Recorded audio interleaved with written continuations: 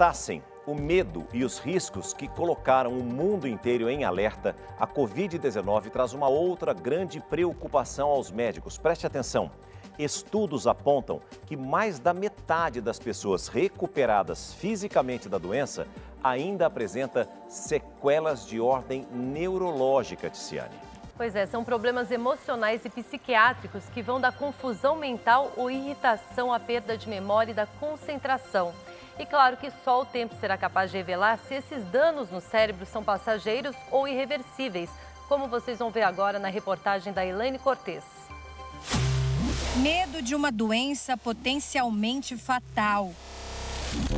Confinamento, perda da autonomia financeira. Apenas os riscos que a Covid-19 traz já colocam o nosso cérebro em estado de luta por sobrevivência. Reações emocionais afetam todos nós de alguma maneira, mas o que a medicina descobriu recentemente vai além. Sequelas psíquicas também estão entre os possíveis comprometimentos da Covid-19. Nós, da saúde mental, estamos observando um aumento significativo dos distúrbios de humor, dos distúrbios de ansiedade em pacientes que foram infectados pelo coronavírus. De acordo com este psiquiatra e neurocientista, não é uma observação apenas em consultório. Os registros médicos no mundo inteiro confirmam: o novo coronavírus atinge o cérebro de diversas maneiras. Alterações anatômicas cerebrais. Estudos de ressonância magnética mostram algumas áreas prejudicadas com diminuição da função e outras áreas com aumento da função. Mas, afinal, por que isso acontece? O vírus ele entra no corpo pela mucosa nasal. Essa mucosa ela é conectada através dos nervos do olfato, através do cérebro. Então não é à toa que um dos sintomas bastante comuns é a perda do olfato.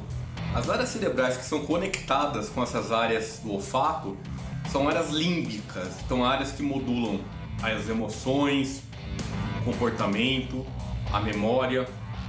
O vírus provoca uma reação imunológica intensa que ataca o cérebro e os nervos. As consequências podem ser ainda mais graves.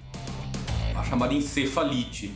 E aí são sintomas normalmente mais graves, de confusão, sonolência, crise convulsiva. Então o vírus pode infiltrar no sistema nervoso central. E existem outras maneiras do novo coronavírus afetar diferentes áreas e funções cerebrais. Uma outra maneira é o efeito sistêmico. Quer dizer, o vírus afeta o coração, afeta o pulmão. O coração não consegue bombear sangue para o cérebro, ou o pulmão não consegue oxigenar o sangue e, por consequência, o cérebro sofre. De acordo com os especialistas, ainda não é possível explicar a razão de alguns pacientes serem mais ou menos afetados. Os estudos continuam à procura de respostas. Não são todos os pacientes com Covid que precisam de avaliação neurológica. Se o paciente não tiver nenhum sintoma, nenhuma queixa neurológica, ele pode apenas ficar em observação. Agora, se ele tiver dor de cabeça, alteração do seu nível mental, nível de consciência, deficiência de movimentação, dificuldade para andar, para falar, formigamento em alguma parte do corpo, aí sim ele deve procurar o neurologista o mais rapidamente possível.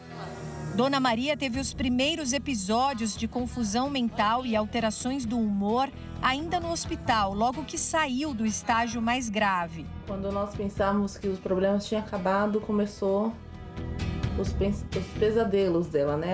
Ela disse que são sonhos, pesadelos, mas ela realmente ligava para nós desesperada, implorando, pedindo ajuda, falando que iam matar ela, que era para contratar segurança, porque ela estava sequestrada lá.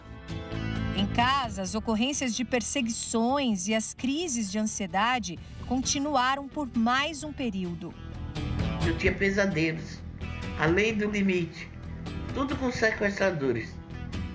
Você parecia que estava ao vivo assim. Mas, graças a Deus, saí do hospital, acabou tudo isso. Mas estou em cima de uma cama, não consigo andar e fiquei com sequelas. Emocionalmente mais estável, agora o dilema é a oscilação da irritabilidade e a angústia pela independência. Me sinto ansiosa, vontade de fazer as coisas e não consigo. E o apoio da minha família está sendo muito importante na minha vida. Esta psicóloga enfrenta a Covid-19 neste momento.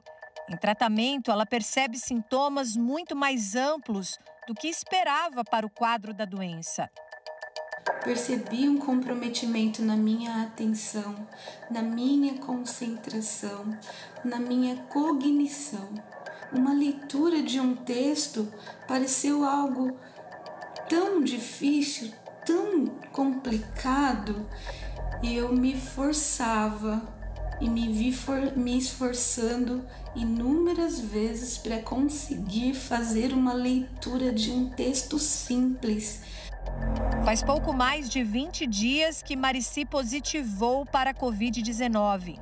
Em menos de um mês, muito mais do que febre, tosse, falta de ar e dores no corpo. Como psicóloga, perceber o próprio estado serve de alerta para os atendimentos futuros. A saúde mental precisa de um olhar especial também nesse momento delicado, específico, ímpar que estamos vivenciando. Durante a produção dessa reportagem, eu conversei com muitos especialistas e tive acesso a diversas pesquisas.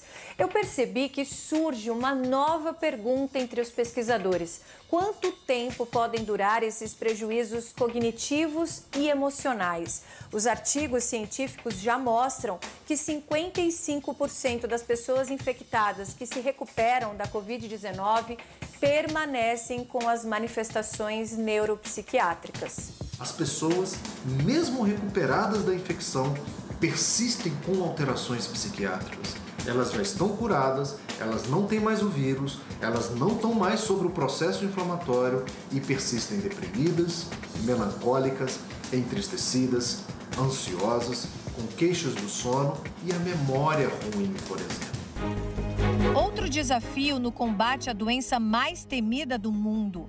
Mais um entre muitos motivos para que a vigilância continue, para que as pessoas se conscientizem. A pandemia não acabou e as descobertas sobre os prejuízos da Covid-19 à nossa saúde também não.